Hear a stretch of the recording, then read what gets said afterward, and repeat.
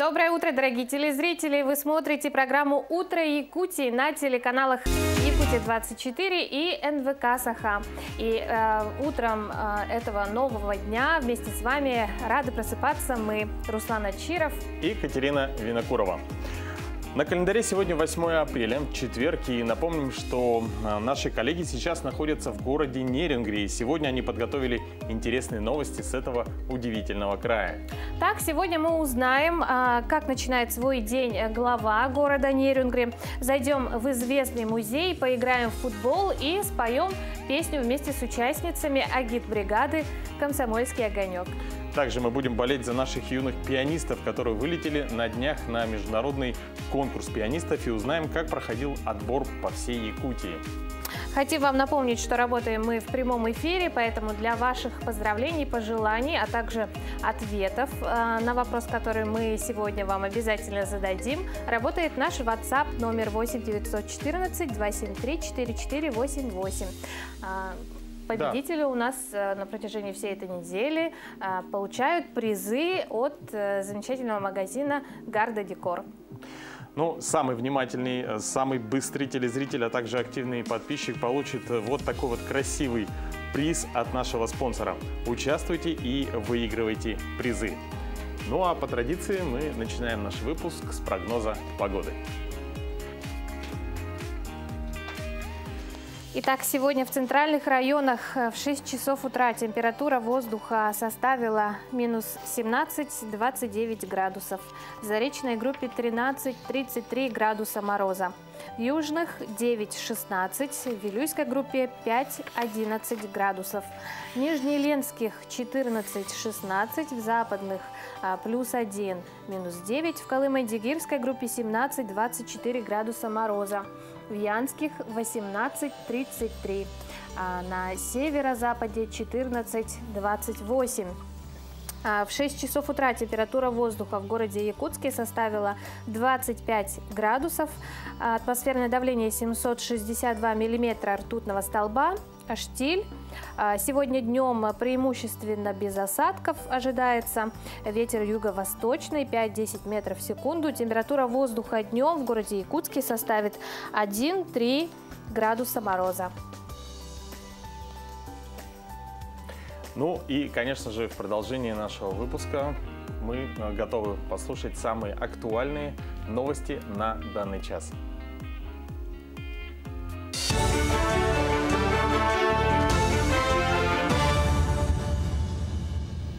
В эфире новости, в студии Кристина Якупова. Здравствуйте. Власти Якутии выделят 55 миллионов рублей на развитие скороспелой отрасли сельского хозяйства. Сейчас в республике насчитывается более 20 тысяч голов свиней и порядка 850 тысяч голов птицы. Согласно проведенной среди районов заявочной кампании, потребность в поставке скороспелой сельхозживности составляет более 34 тысяч кур-несушек, 3,5 тысячи поросят, а также 4,5 тысячи тонн кормов. Для поставки поголовья скороспелой живности и комбикормов правительство выделит средства из регионального бюджета и возместит часть транспортных расходов. Так, в северных Улусах возместят расходы на перевозку полностью, а в центральной и Вилюйской группе поддержка составит 50%. 340 учеников из 21 школы Намского района изучили правила дорожного движения. Там побывала уникальная передвижная лаборатория безопасности. Это первый выездной проект Дворца детского творчества Якутска. Напомним, дворец реализует федеральный проект «Безопасная дорога детства», выигравший президентский грант. Также в стенах Намской средней общеобразовательной школы имени Ивана Гаврилиева прошла онлайн-конференция по профилактике детского дорожного травматизма, где модератором выступил заместитель министра образования и науки Владимир Тихонов. Специалисты мобильного автогородка «Лаборатория безопасности» совместно с детьми провели плодотворную работу. Всего за пару часов школьники побывали в роли велосипедистов, автомобилистов, пешеходов, вооружились новыми знаниями и навыками. к нам пришли очень хорошие положительные отклики от родителей, от детей, от классных руководителей, которые посетили занятия лаборатории безопасности. Это наш не первый проект. Впереди у нас еще будет выезд технопарка Кванториума. Да? Технопарк это будет уже во второй половине апреля. Должны приехать и тоже с такой же подобной лаборатории отдельный тоже такой технически настроенный автобус должен приехать и учить детей Намского ВУЗ. А в Амгинском лицее прошла республиканская олимпиада «Старт в космос», в которой участвовали более 300 школьников из улусов и города Якутска. Олимпиада состояла из двух этапов. Первый этап – олимпиада по математике и физике, второй этап – олимпиада по английскому языку и тест по истории космонавтики. Проект реализуется с 2018 года. Участники, набравшие высокие баллы, приглашаются в апреле на космодром Восточный посмотреть запуск ракеты.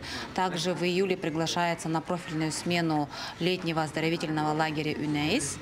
И также приглашаются победители и призеры на образовательную программу Центра подготовки космонавтов имени Гагарина в декабре 2021 года или в январе 2022. На этом у меня вся информация.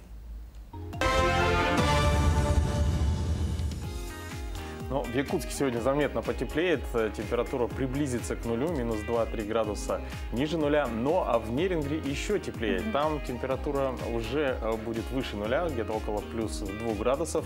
И напомним, что уже 4-й день наши коллеги находятся в столице Южной Якутии, где готовят для нас самые интересные материалы. Да, и прямо сейчас мы хотим передать слово коллегам Полине Долинской и Сергею Козюра. Полина, Сергей, доброе утро. Привет, друзья, а также всем, кто начинает свой день вместе с программой «Утро Якутии». Мы продолжаем знакомить вас с необъятными городами нашей большой республики. И сегодняшний день мы начинаем в городе Нерингре.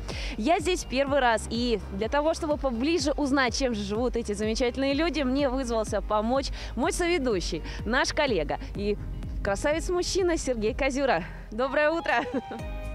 Здорово, Гиркил! Здорово, Мотал! Аямат Бедикалю, Полина! Что? Это по-ивенкийски. Здравствуйте, друзья! Здравствуйте, гости! И большое спасибо, Полина, за такой комплимент. Услышать его, согласитесь, от красивой девушки и очаровательной ведущей вдвойне приятно. Но, собственно говоря, почему по-ивенкийски? Потому что место, на котором построен город, является местом, где традиционно проживают эвенки. Даже в названии самого города, название города происходит от ивенкийского названия реки Нерюнгра. Но если быть более точными, на диалекте местных эвенков правильнее произносить Нерунна, что переводится как река Хариусов. Именно поэтому на гербе города Нерингре изображены те самые хариусы. Друзья, я не хочу ни минуты просто терять и хочу поскорее уже узнать все про этот город. Друзья, присоединяйтесь к нам. Поехали! Что ж, Руслан, я думаю, я знаю, что ты очень много путешествуешь по республике. Бывал ли ты в городе Нерингре? Да, в Нерингре был очень много раз. Я думаю, что только весной я там не был, а так, в принципе, осень, зима, лето. Я очень часто был в этом городе.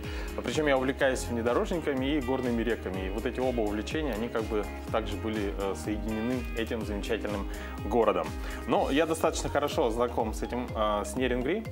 Но давайте сейчас мы проверим, насколько хорошо наши телезрители знают столицу Южной Якутии. Итак, приготовьтесь отправлять свои варианты ответов на наш WhatsApp 8-914-273-444.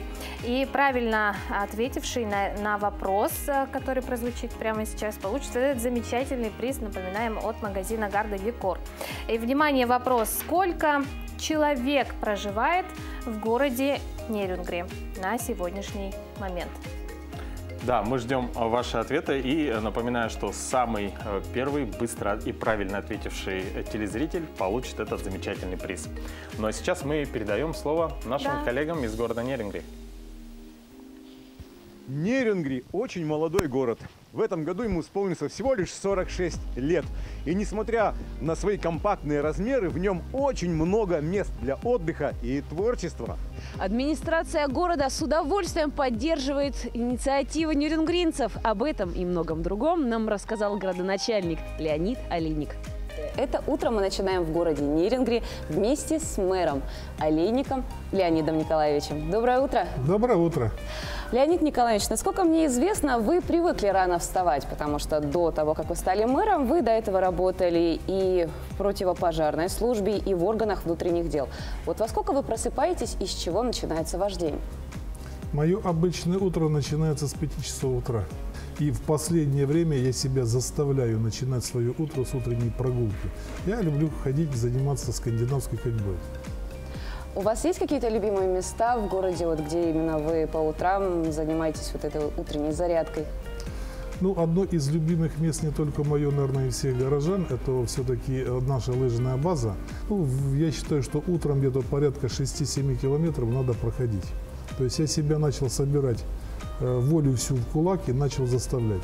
Были обстоятельства, когда еще прошлое лето я перенес коронавирусную инфекцию, и было такое состояние, когда ничего не хотелось, была какая-то патологическая усталость, но тем не менее, сегодня себя чувствую полностью восстановленным, и я вернулся к обычному своему занятию.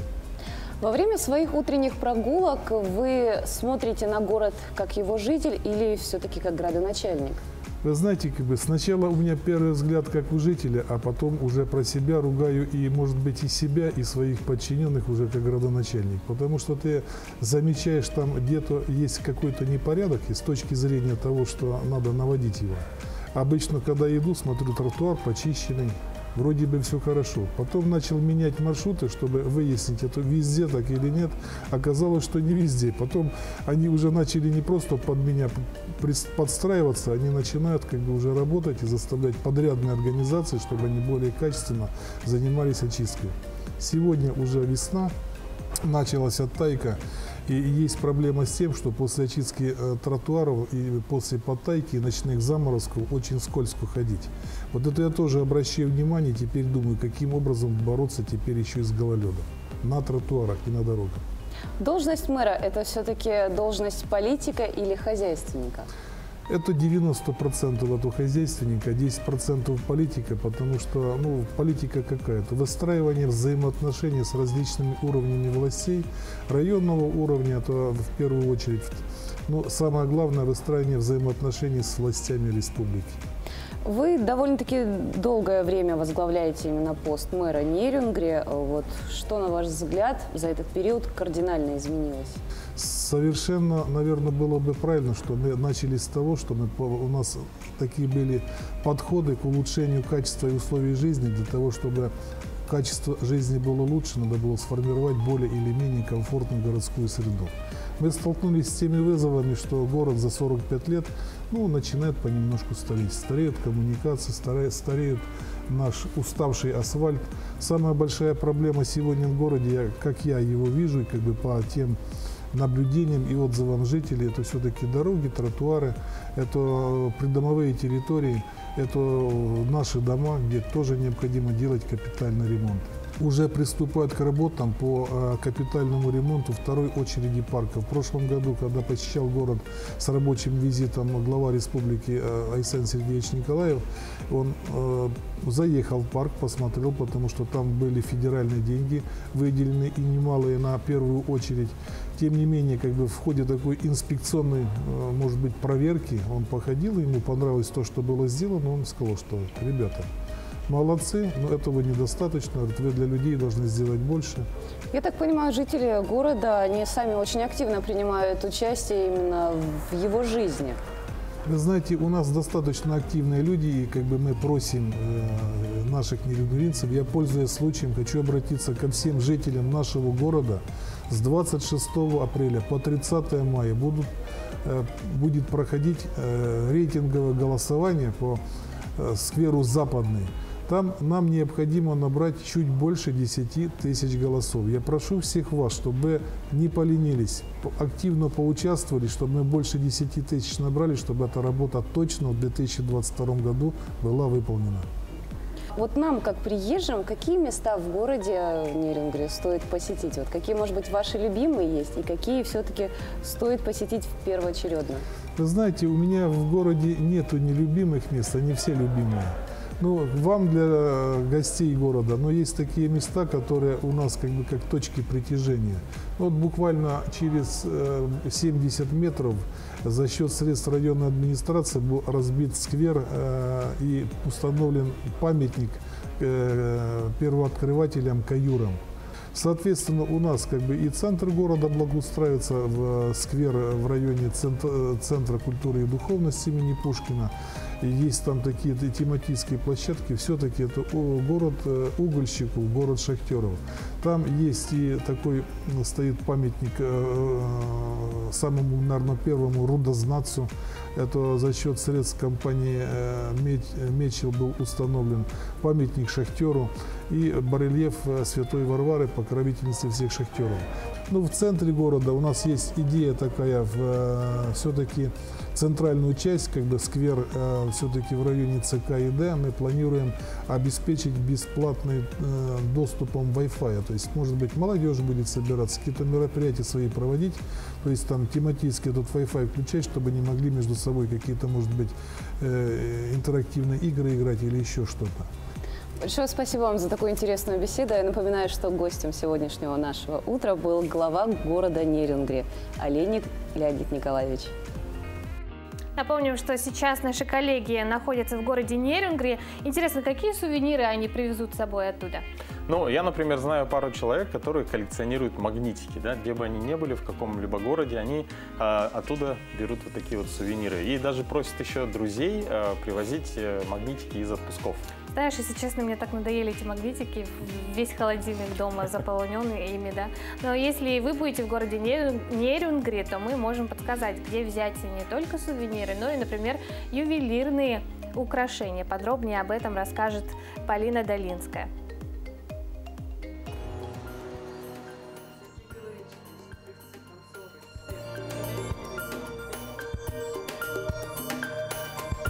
Компания «Сахатас» предлагает уникальные и эксклюзивные изделия из драгоценных и полудрагоценных камней Якутии. И что самое примечательное, само название «Сахатас» на русский переводится как «якутский камень».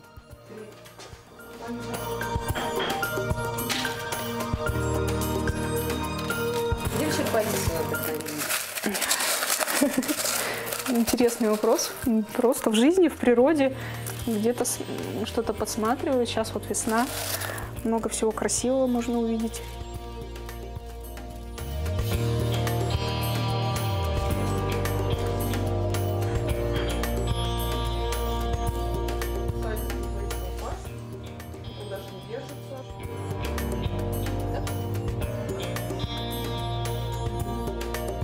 Это группа халцедонов.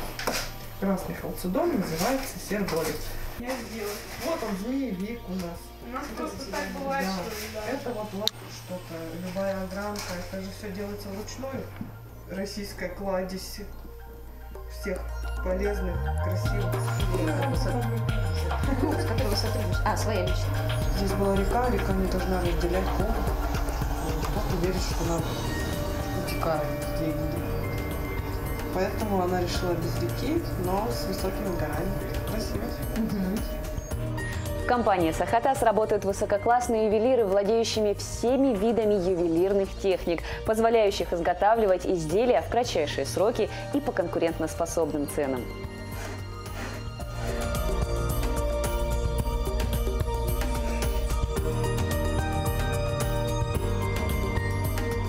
Наша компания производит преимущественно подарки, но и нам самим приятно получать подарки. Этот подарок был подарен в городе Хабаровске от одного приятного мужчины, который приобрел у нас кольцо для любимой супруги. Он был очень доволен, и он сказал, что он принесет нам счастье. Авторские украшения и художественные изделия поражают дерзостью замысла и радуют мастерством исполнения. Каждая из них уникальна и может занимать достойное место в частной коллекции. В каждом из них непревзойденная и якутская красота ювелирного искусства.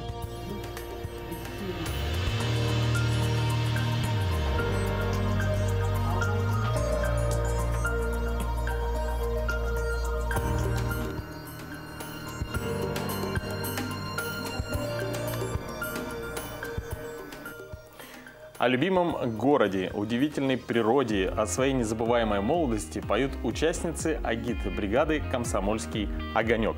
В составе люди разных профессий, строители Байкало-Амурской магистрали, и всех их объединяет комсомольская молодость. Примечательно, что коллектив был создан к 90-летию комсомола, и с тех пор агит-бригада, в составе которой в основном женщины, выступает на всех площадках Нерюнгри, ездит на фестивале бардовской, бамовской песни.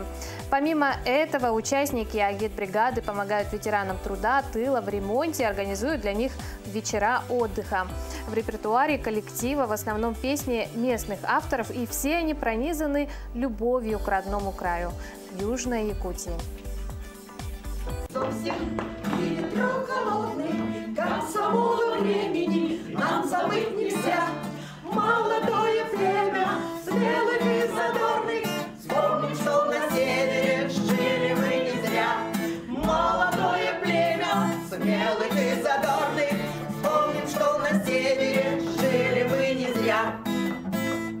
Время дорогое, ты всегда со мною, и тебя из сердца вычеркнуть нельзя.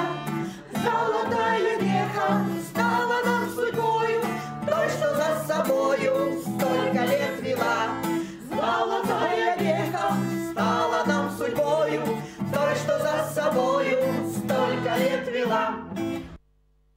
В городе Нерюнгри есть два интересных музея. Об одном из них мы уже рассказывали, о Государственном музее имени Ивана Пьянкова в рубрике «Музейный гид». Ну а второй музей – это частный исторический музей Александра Кашукова, известный уже далеко за пределами Якутии. Да, свою уникальную коллекцию, положившую начало музею, автор музея собирал более 20 лет. И сейчас в этом музее более 5000 экспонатов.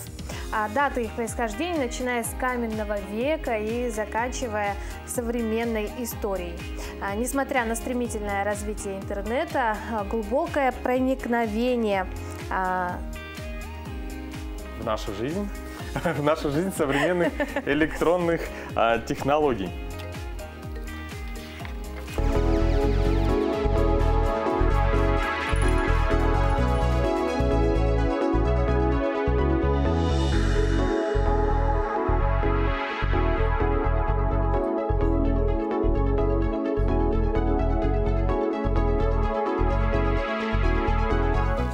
Находимся в уникальном месте. Это частный музей, где собрана коллекция Александра Кашукова.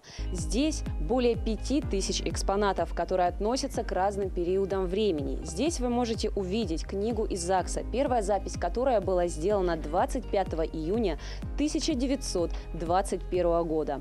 Также здесь представлен семейный альбом Николая II вместе с его фотографиями.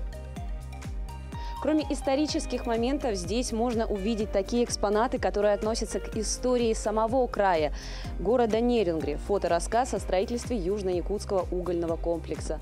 Ну и такие вещи, которые могли быть дороги сердцу. Это книга для записей, где писали друзья пожелания, самая первая запись которого относится к 1926 году.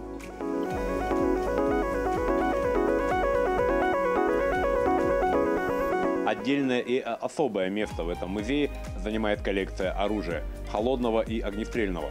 Тем более, что вся эта коллекция началась с одного единственного кортика, который Александр Андреевич приобрел, когда ему было 16 лет. И с тех пор эта коллекция пополняется и уже просто не помещается в рамках этой одной комнаты. И что самое главное, что сюда приходят люди, смотрят все это, восхищаются, и особо хочется отметить, что Александр Андреевич делает все это совершенно бесплатно.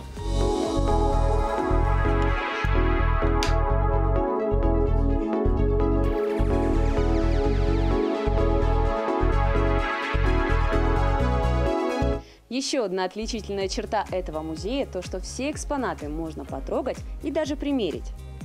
И когда ты берешь в руки какой-то экспонат, которому 50, 100, 200 или 300 и более лет, то ты погружаешься в эту эпоху и становишься тоже частью истории.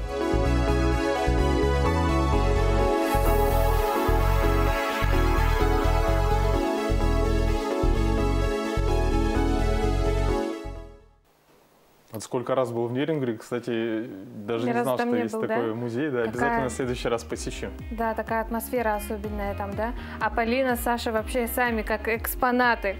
Несмотря на стремительное развитие интернета, глубокое проникновение в нашу жизнь современных электронных средств, социальных сетей и телевидения все-таки остается одним из самых эффективных и популярных средств массовой информации. Ну а просмотр телевизионных программ – самой массовой практикой медиапотребления. Согласно данным социологических опросов, более 80% взрослого населения России смотрит телевизор хотя бы раз в неделю, а 2/3 ежедневно. Интересно, а какой процент населения города Нерюнгри смотрит телевизор? Не часто, в основном по вечерам, после работы, как бы расслабляюсь, сериалы. Ну, телевизор не часто приходится смотреть, однако все-таки новостные ленты, да, особенно связанные с последними текущими событиями в мире в связи с эпидемией, обязательно смотрим, конечно. Я телевизор не смотрю, потому что я больше предпочитаю смотреть YouTube, TikTok и тому подобное в интернете. Я, конечно, смотрю телевизор. Но в основном люблю политические дебаты. Абсолютно по всем программам их листаю и стараюсь за ними следить. Ну и люблю художественные фильмы. Я не смотрю, потому что мне некогда. Я смотрю телевизор. Я по Первому каналу смотрю «Человек и закон». По НТВ смотрю «От всей души». Ну и местные новости смотрю. Смотрю канал «Пятница», Cartoon Network, Мульт и Карусель. Смотрю, когда есть время свободное, смотрю. Но самый мой любимый канал – это «Звезда» и «Победа». Я вот больше всех эти каналы смотрю.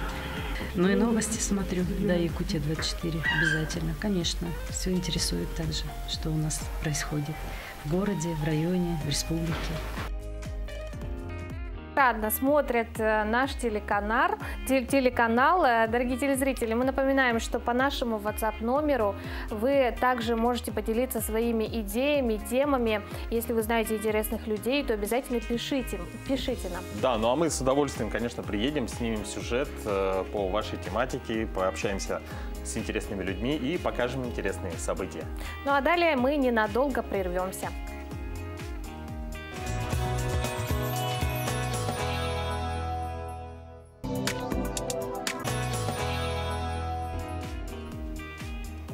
Доброе утро! Наш эфир продолжает уже ежедневная рубрика «Якутия. 20 лет в 21 веке». И на этой неделе мы говорим о цифровизации. И сегодня вас ждут факты об изучении информационных технологий.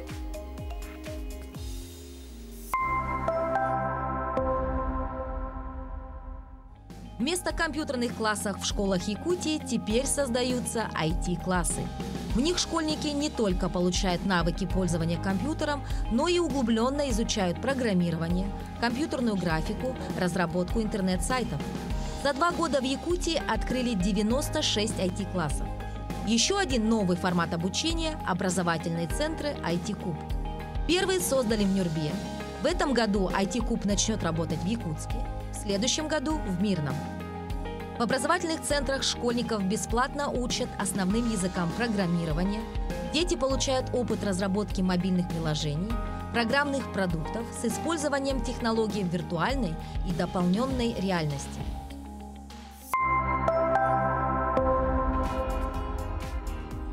Действительно, очень важно, что уже в школе ребята могут научиться не только пользоваться компьютером, но и создавать программы, разрабатывать сайты, мобильные приложения.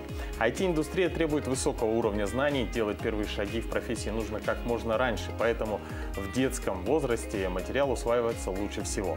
Всем детям желаем успехов в изучении информационных технологий, а у нас на очереди рубрика.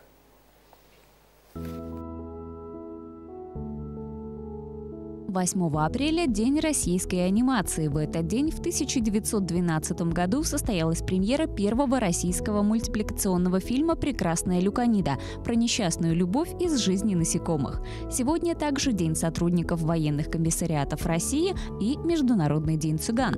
По народному календарю в этот день наблюдали за погодой. Какая она в этот день, такая будет и 8 октября. 8 апреля 1158 года князь Андрей Боголюбский заложил Успенский собор во Владимире. В 1341 году в этот день на Капитолийском холме в Риме увенчан лавровым венком Франческо Петрарка в знак признания его лучшим поэтом и непревзойденным знатоком античной литературы. 8 апреля 1766 года в Америке запатентована первая пожарная лестница. В 1918 году в этот день российский исторический триколор заменен красным флагом. 8 апреля 1920 года учреждена высшая награда в Красной армии – почетное революционное наградное оружие.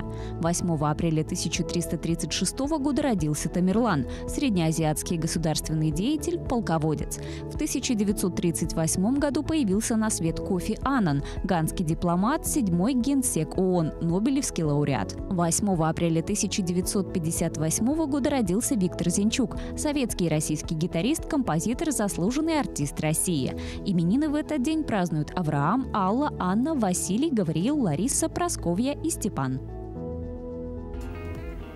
Доброе утро всем, кто к нам присоединился. В эфире «Утро Якутии» на каналах Якутия-24 и НВК Саха. Ну а теперь самое время прослушать об актуальных новостях к этой минуте. Передаем слово коллегам.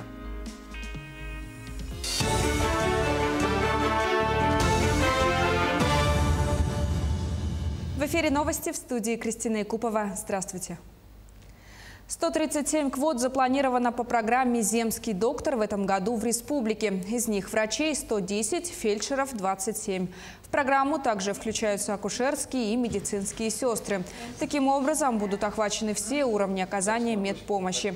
По программам «Земский доктор» и «Земский фельдшер» за 8 лет привлечены 932 специалиста, 702 из которых были направлены на работу в сельские поселения.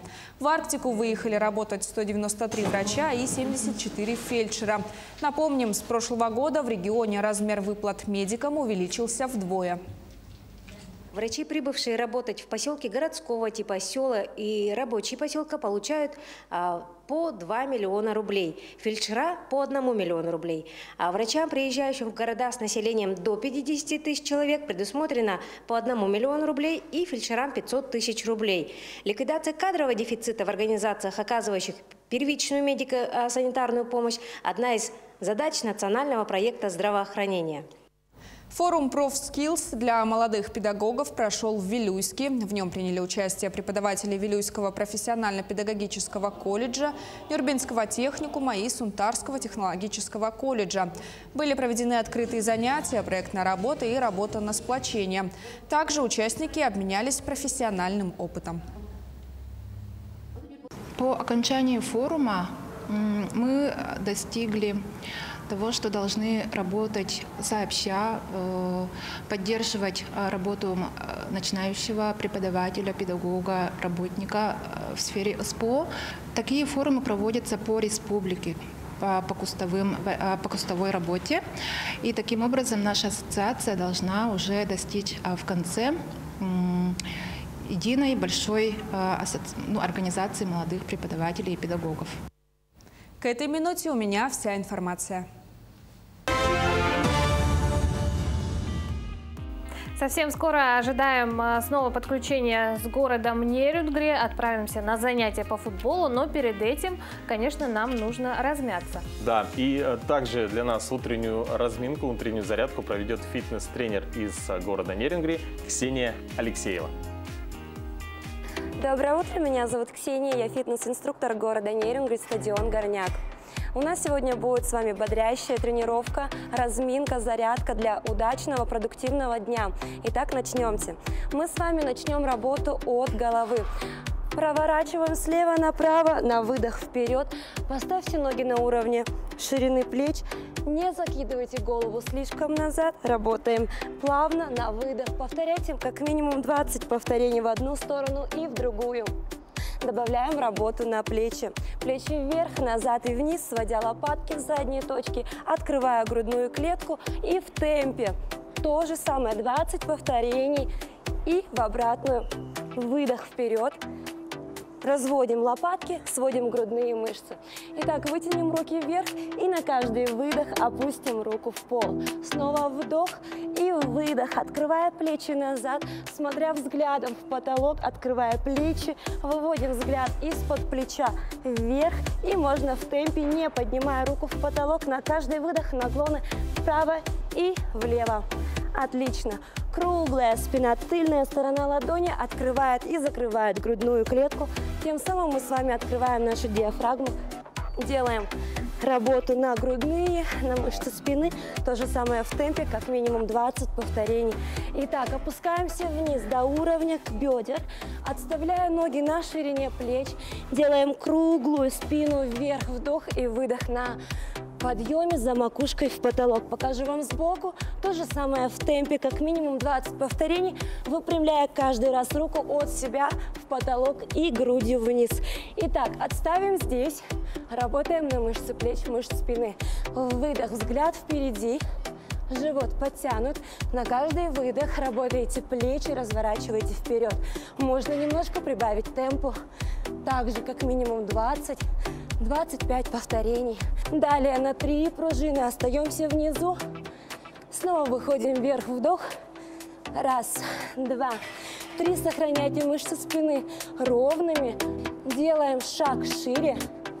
И работаем на протяжку уже передней, задней части бедра. На одну ногу стоп.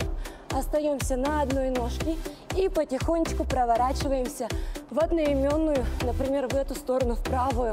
Опускаем таз вниз, колени отставляем над пяткой, выходим постепенно наверх. Выдох, вдох. Отлично. Разворот, круглая спина. Собираем ноги, позвонок за позвонком, поднимаемся вверх. Добавим небольшую работу на растяжение мышц спины плюс ножки.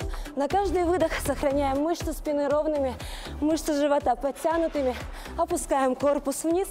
То же самое добавляем 3 пружины. Вдох, выдох, вдох. Отлично. И еще немножечко силовых упражнений. Добавим присед. Вдох на выдох.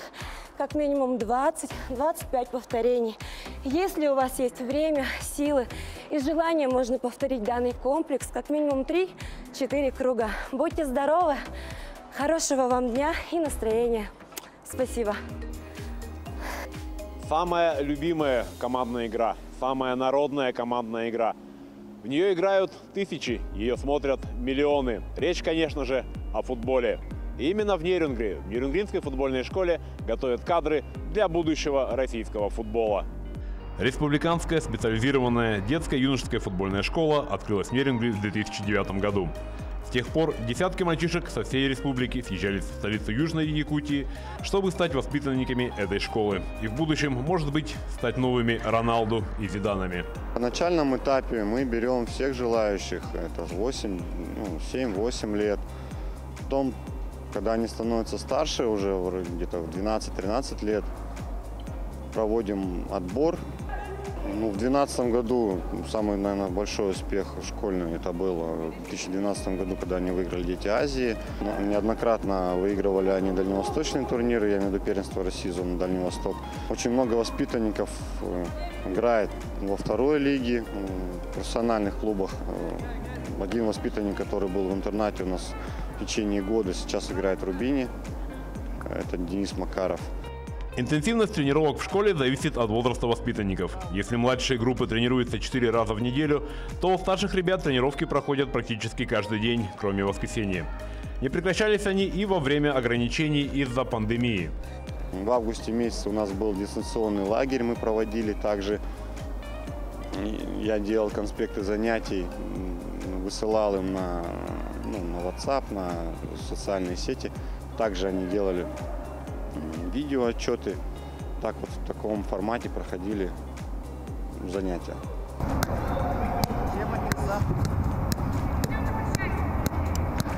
Паша занимается футболом с 3 лет и мечтает когда-нибудь играть за Барселону или питерский «Зенит».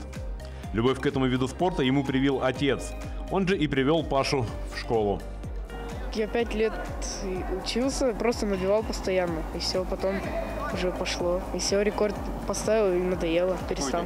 609 раз. А я маленький был, папа сам занимается, отправил меня. Так вот. И я пришел, начал играть и все. И так остался. Красивым мячом получается делать. Там перекидывать кого-то, забивать красиво. Так вот. Поэтому охота заниматься. Научиться играть дальше где-то. В отличие от своего товарища по команде, Дима сам выбрал футбол своим главным увлечением и заявил родителям, что хочет быть футболистом. Родители выбор Димы одобрили и отдали его в футбольную школу. Я на футбол хожу уже 3 года. Футбол я выбрал именно потому, что к этому спорту у меня лежит душа, и это самый, как по мне, интересный и увлекательный спорт. В нем бывают часто интересные игры, много травм бывает, но при этом это самый такой мой любимый спорт. Да, я хочу, если даже не попаду в такой футбольные клубы какие-нибудь, я хочу стать тренером, тренировать других игроков, чтобы, в будущем развивать их умения в футболе. Глядя, с каким увлечением и азартом эти мальчишки гоняют мяч по полю, так и хочется перефразировать знаменитые слова футбольного комментатора Юрия Озерова и сказать: да, такой футбол нам нужен. Друзья, подошло самое время подвести итоги нашего небольшого конкурса. Напомним, что мы разыгрываем подарок от нашего спонсора магазина Гарда Декор. И вопрос был следующий. Сколько человек проживает в городе Нерюнгри?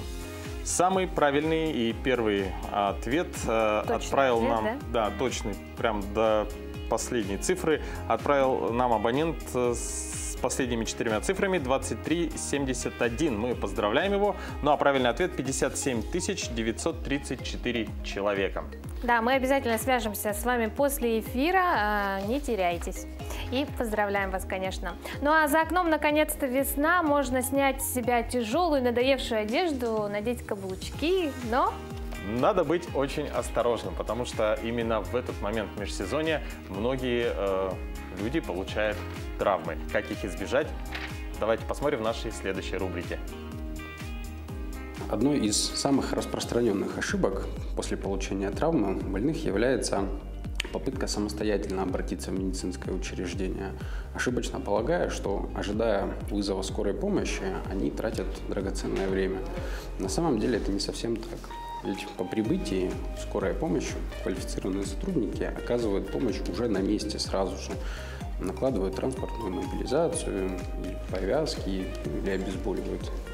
К тому же они знают, как правильно нужно транспортировать больного в медицинское учреждение. К примеру, после падения, получив неосложненный перелом конечности без смещения, который мог обойтись консервативным лечением в амбулаторных условиях, вследствие неправильной транспортировки может стать переломом со смещением, что может привести даже к операции. Другой распространенной ошибкой, затрудняющей оказание помощи, является неправильная остановка кровотечений больными. Они пытаются наложить жгут, и вместо артериального жгута, который должен остановить все кровообращение в конечности, они накладывают жгут венозный, что приводит к тому, что кровообращение сохраняется, отток крови затруднен, в результате раны начинают очень сильно кровить. Часто такие больные, обращаясь с небольшими порезами, теряют очень много крови просто в дороге. И зачастую для того, чтобы остановить кровотечение, нам нужно просто снять повязку. В подавляющем большинстве бытовых порезов жгут накладывать нет необходимости. Достаточно только давящей повязки. В крайнем случае, если кровотечение сильно большое, можно просто сильно придавить повязку и дождаться бригады скорой медицинской помощи. Ну и напоследок, если вы травмировались, не стоит затягивать обращение к врачу. Своевременно обращайтесь за медицинской помощью. Будьте здоровы и не травмируйтесь. Да, действительно, будьте здоровы и обязательно своевременно обращайтесь к специалистам. А учеными давно доказано положительное влияние на развитие личности. Многие врачи рекомендуют родителям слушать классику великих композиторов буквально с рождения своего ребенка. Да, действительно, многократное восприятие образов музыкального творчества учит ребенка мыслить, чувствовать, переживать настроения, выраженные в художественных образах.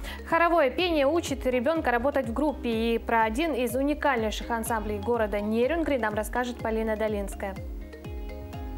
Детская музыкальная хоровая школа «Соловушка» города Нерюнгри – одна из лучших в республике и единственная в регионе. На счету «Соловушки» многочисленные награды в вокальных конкурсах не только России, но и за рубежом.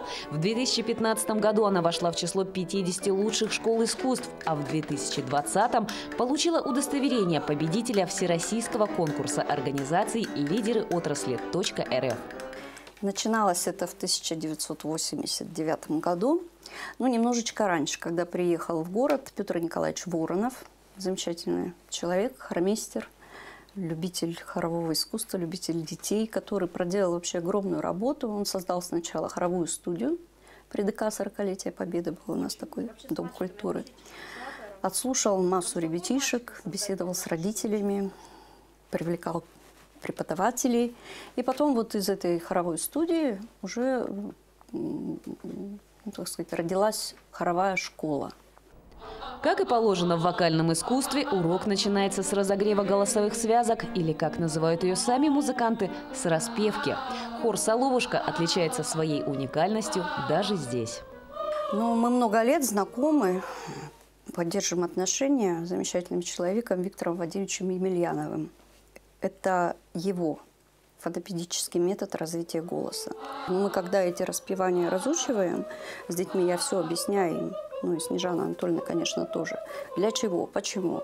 Там же все задействованы, все группы мышц, все резонаторы, дыхание, и все регистры. Репертуар хора весьма разнообразный, что найдет отклик в сердцах любого слушателя. Наши дети часто участвуют в концертах рождественских, пасхальных. У нас много песен у авторов, да, на эту тематику. Ну а старший концертный хор, конечно, использует репертуар более сложный наших русских замечательных композиторов. Много поем Чеснокова, концерты Рахманинова, Архангельского. Ну, перечислять можно много, и принимаем участие, конечно, и в конкурсах именно в категории «Духовная музыка».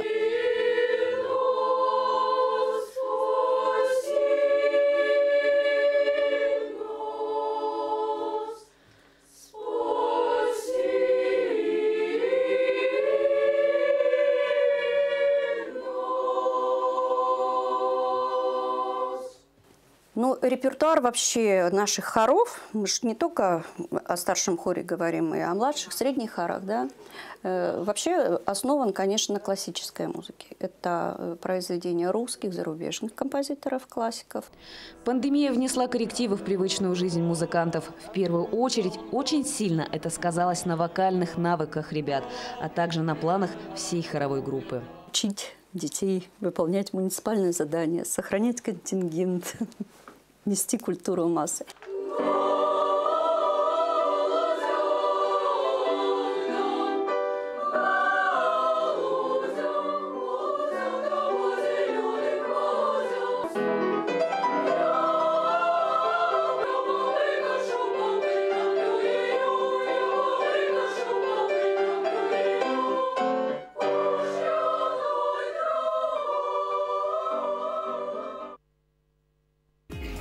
Да, воспитание вокальных хоровых навыков требует от хористов постоянного внимания, значит, интереса и трудолюбия.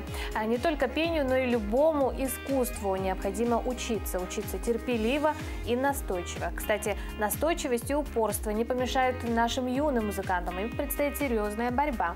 На днях юные пианисты вылетели в Москву на первый международный конкурс имени первого якутского композитора Марка Жиркова, который состоится с 10 по 14 апреля в Московской консерватории имени Петра Ильича Чайковского. Конкурс будет проходить регулярно 2 раза в год. О предстоящем конкурсе, о волнениях конкурсантов и о многом другом мы поговорим с нашим гостем Владимиром Индигирским, заслуженным работником культуры Республики Саха-Якутия. Доброе утро. Владимир Петрович, доброе утро. Доброе утро, Катерина, доброе утро, Руслан. Да, но очень такие волнительные дни, мы понимаем, да? Потрясающе Для любителей классической музыки вот данный конкурс, да, вот это уникальное событие. Уникальное, да, историческое событие. Он был инициирован со стороны Республики республике нашей, да? С какой целью проводится конкурс? Но для начала я хотел бы начать с того, что спасибо за то, что просмотрен сейчас сюжет о хоровой школе «Соловушка» с города Нермига, моих дорогих единомышленников. Я знал основателя, был моим другом, Петр Николаевич Воронов. И вот он всегда ставил такую задачу, что если мы не будем думать о высокой культуре, если мы не будем говорить о выдающихся деятелях культуры и искусства, то эта нация обречена на вымирание, на духовное вымирание. И поэтому с этой целью, очень благородной миссией, проводится первый международный в истории музыкальной культуры нашей Якутии этот замечательный конкурс пианистов. Вы представьте себе, фортепианное искусство самое сложное из видов искусств. Я хотел бы, пользуясь случаем, назвать учредителей, которые создали, организовали это замечательное мероприятие. Это Министерство культуры и духовного развития нашей республики. Это, конечно, головное наше учреждение, Высшая школа музыки Республики Саха имени Василия Босикова. Это сама Московская государственная консерватория имени Петра Ильича Чайковского и постоянное представительство Якутии при президенте Российской Федерации. Ну и, конечно же, самое главное, этого инициатором является сам Вилюйский улус, там, где родился сам композитор наш, основоположник якутской профессиональной музыки Марк Николаевич Жирков. Это в лице одного из лидеров нашего руководства Якутии, глава Вилюйского улуса, заслуженный работник народного хозяйства Сергей Николаевич Винокуров. Владимир Петрович, интерес к конкурсу проявили многие страны, да, музыканты из разных стран. Абсолютно. Участие примут пианисты из Сербии, Японии, Китая. А кто будет представлять Якутию и как проходил отбор на конкурс? Значит, надо сказать следующим образом. Во-первых, детям очень повезло, что они будут играть на замечательных инструментах, будут играть в стенах Московской государственной консерватории. Сама консерватория Москвы в мире – это бренд для нас. А якутским детям особенно, втройне.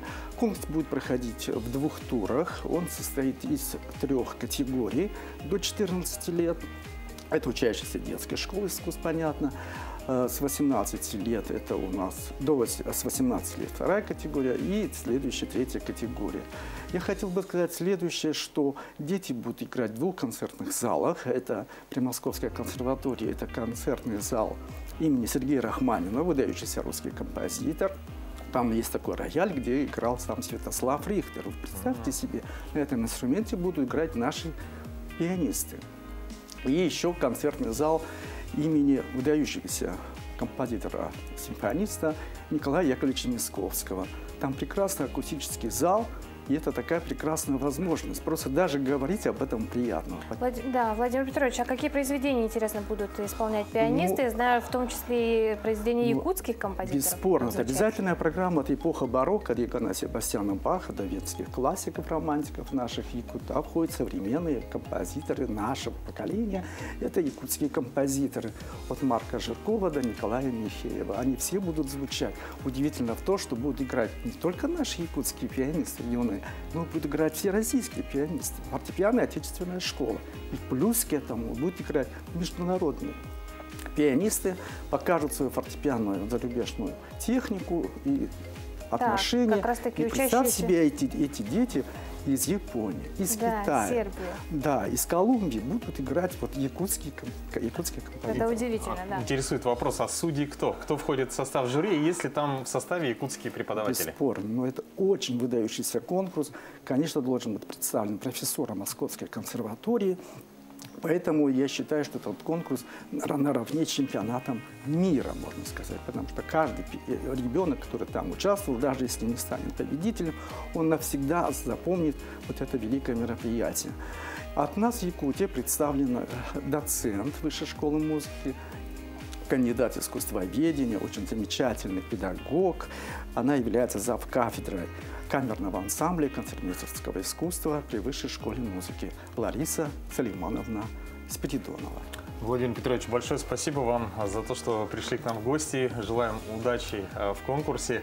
Да, напомню, ребята в составе 10 человек, детей, с 10 по 14 апреля находятся в Москве, поэтому будем болеть. Да, переживаем и держим кулачки за наших ребят. Спасибо за канал Якутия-24 за такую прекрасную возможность рассказать об этом историческом случае. Мы будем следить за развитием событий. Владимир Петрович, отличного дня. Ну а далее передаем слово Нерюнгри, Полина и Сергей. Свой первый день поездки мы узнали, что в городе Нерюнгри живут добродушные, талантливые люди, которые так сильно любят свой город, что не побоялись признаться ему в любви. И, между прочим, письмо любви, которое написали жители, вошло в Книгу рекордов Гиннесса, которое зафиксировали в 2007 году. И, конечно же, одного эфира мало, чтобы познакомить вас с этим замечательным городом и его людьми. Поэтому уже завтра в программе «Утро Якутии» мы продолжим знакомить вас с южной столицей.